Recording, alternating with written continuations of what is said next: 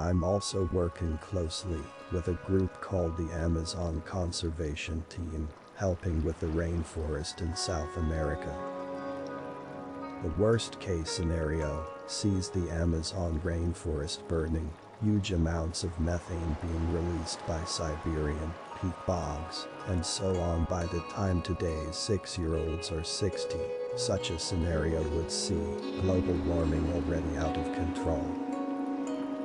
When I'm not shooting, I love going on adventures with friends.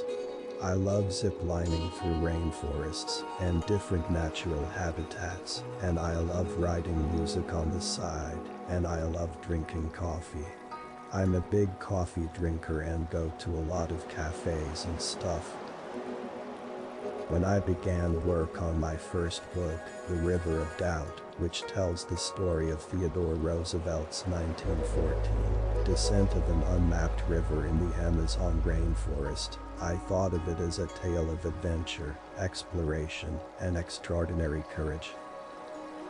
Destroying rainforest for economic gain is like burning a Renaissance painting to cook a meal. The rainforests hold answers to questions we have yet to ask. The answer is simple. If we lose the world's forests, we lose the fight against climate change. Rainforests are our Earth's greatest utility, our planet's lungs, thermostat, and air conditioning system. It's hard to appreciate the importance of the rainforest because it seems so far away, but it's vital to the survival of the planet as we know it. Forests are in fact the world's air conditioning system, the very lungs of the planet, and help to store the largest body of fresh water on the planet, essential to produce food for our planet's growing population. The rainforests of the world also provide the livelihoods of more than 1 billion of the poorest people on this earth. In simple terms, the rainforests, which encircle the world, are our very life support system, and we are on the verge of switching it off.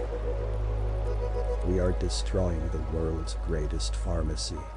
It is very important that we protect the rainforest in everything that we do.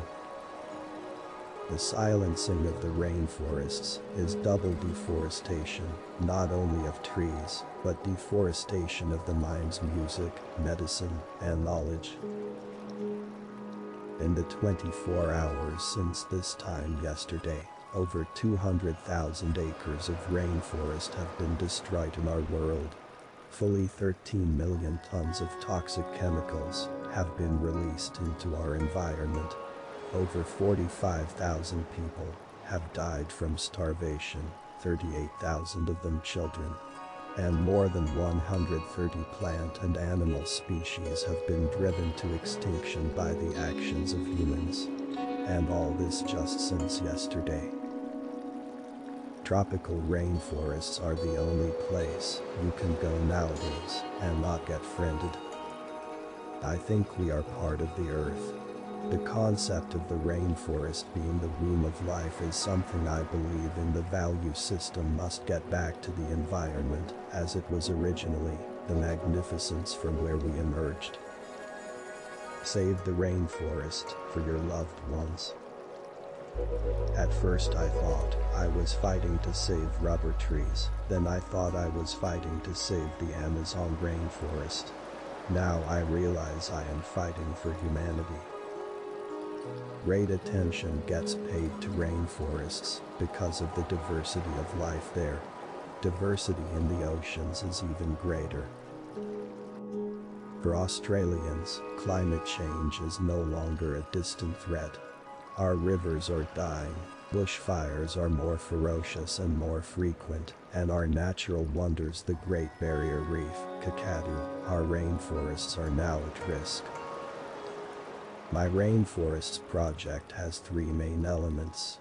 Firstly, to determine how much funding the rainforest countries need to reorientate their economies so that the trees are worth more alive than dead. We're turning everything on the planet into food for humans, so we're cutting down the rainforests, displacing all of the animals, and we're doing all this to feed humans. Imagine if there were only 2 billion people polluting. We're already overpopulated. I feel we've become a parasite on this planet. If this population keeps growing, we'll just keep devouring the planet, and I don't think it's going to stand for that very long. Fair trade supports some of the most biodiverse farming systems in the world. When you visit a fair trade coffee grower's fields with a forest canopy overhead and the sound of migratory songbirds in the air, it feels like you're standing in the rainforest. It's not Africa that is destroying the African rainforest. It's selling concessions to timber companies that are not African. They are from the developed world: Japan, America, Germany, and Britain. It doesn't take a genius to pump up the GNP of a developing country by burning down rainforests, using slave labor and social repression to keep things in place. When this is over, we will go to the rainforest, or a beach as white as bone. We will eat grapes from the vine. We will swim with sea turtles, and we will walk miles on cobblestone streets. We will laugh and talk and confess. We will. I talk to fashion designers and say I want some money to save the rainforest, and they say, "Oh, I agree with you completely, Vivienne.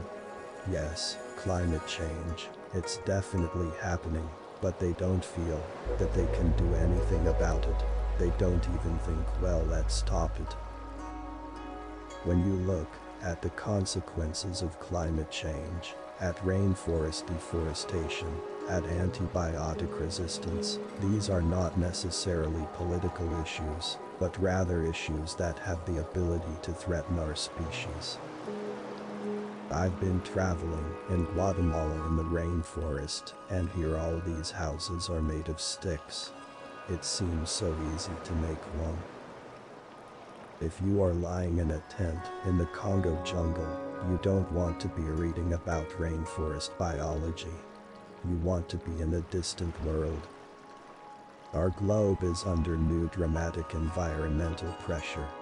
Our globe is warming, our ice caps melting, our glaciers receding, our coral is dying, our soils are eroding, our water tables falling, our fisheries are being depleted, and our remaining rainforest shrinking. Something is very, very wrong with our ecosystem.